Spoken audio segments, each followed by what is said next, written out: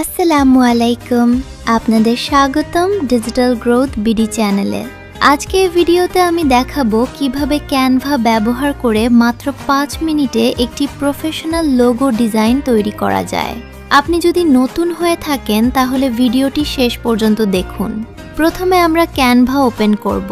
Canva open করার পর custom সাইজে যাব। এখানে 500x500 লিখে নিউ ডিজাইনে টেপ করব। টেপ করার পর এখানে অসংখ্য টেমপ্লেট দেখতে পাবেন। এখন সার্চ বারে লিখবেন লোগো ডিজাইন। তারপর আপনার পছন্দ অনুযায়ী যে কোনো একটি টেমপ্লেট নির্বাচন করুন। আমি এই টেমপ্লেটটা নিচ্ছি।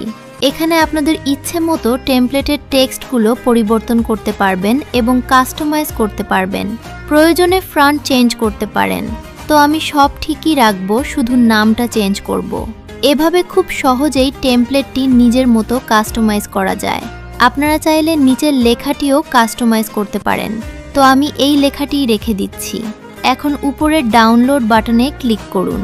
পিএনজি ফরম্যাট সিলেক্ট করে ডাউনলোড করুন। এভাবেই খুব সহজে ক্যানভা ব্যবহার করে লোগো ডিজাইন তৈরি করা যায়। ভিডিওটি ভালো লাগলে লাইক দিন, কমেন্ট করে জানান এবং ডিজিটাল গ্রোথ বিডি চ্যানেলটি সাবস্ক্রাইব করতে ভুলবেন না। ধন্যবাদ সবাইকে। আল্লাহ হাফেজ।